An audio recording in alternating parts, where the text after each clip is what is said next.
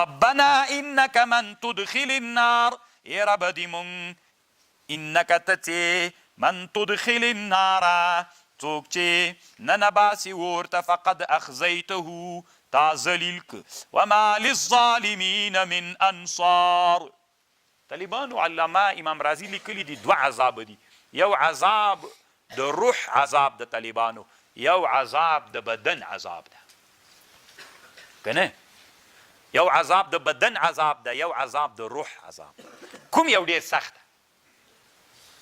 چې پلکته بدن ووهې دا سخت ده، که روح ته عذاب ورکې دا سخت ډیر، روح عذاب ډیر سخت ده. طالبان ګوره یو غټ سړی د طالبانو کنه وزیر ده مثلا، ټول ملت یې پیژني وزیر ده، نو هغه ته طالبانو څو شنې لښتې ونیسه پټې کنه ښه یې وځپه، نو دومره نه خفه کېږي، خو پټ یې ووهه چې څه خبر نسته ده کنه، بدن یې زر جوړېږي.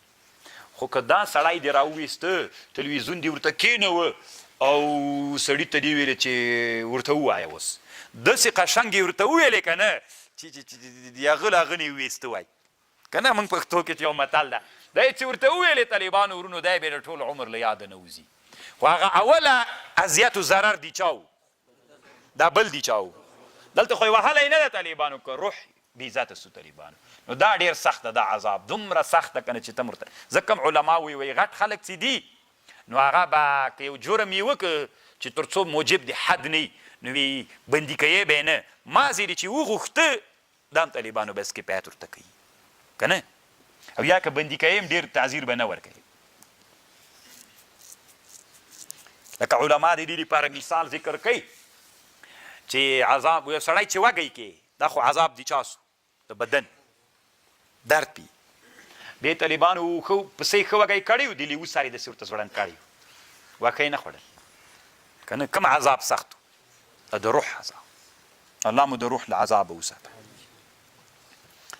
ربنا اننا سمعنا ای رب دې مونږ چې یو سمعنا مونږ واورېده منادیا یو اواز کوونکی ینادي للایمان خلک یې رابلل ایمان ته ان آمنوا بربکم فآمنا ربنا فاغفر لنا ذنوبنا وكفر عنا سيئاتنا وتوفنا مع الابرار.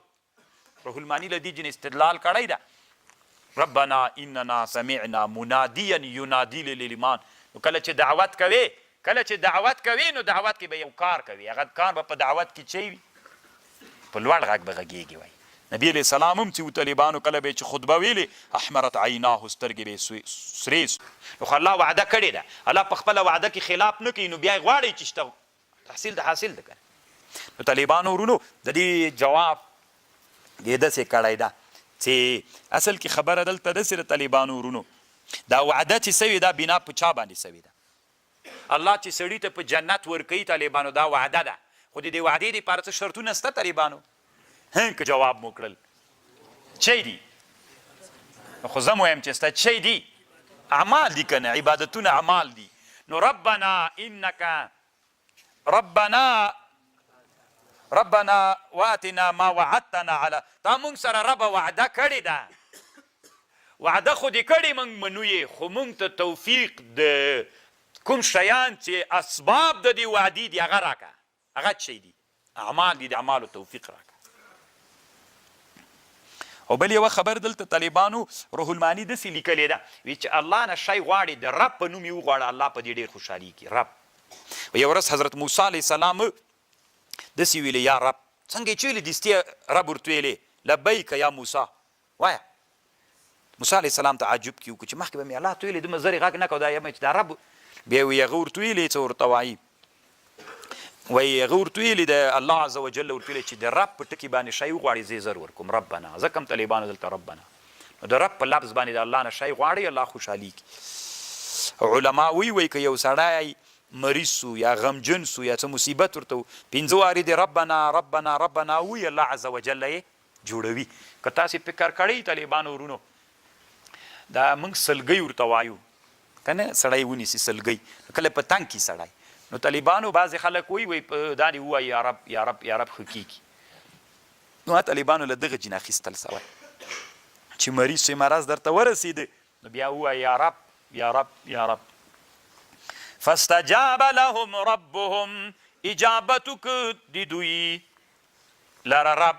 الا انی لا اضيع عمل عامل من ذکر او انثى بعضكم من بعض فاما الذين هاجروا، هغه کسان چې هجرت کړی، واخرجوا من ديارهم، واوذوا ضرر ترسول سوی فی سبیلی، وقاتلوا جهاد کړی، کافرانی وزلی وقتلوا دوی شهیدان سوي، لأکفرن عنهم سیئاتهم، مونږ به لرې کوو له دوی نه گناهونه د دوی، ولا ادخلنهم جنات تجري من تحتها الانهار ثوابا من عند الله والله عنده حسن الثواب.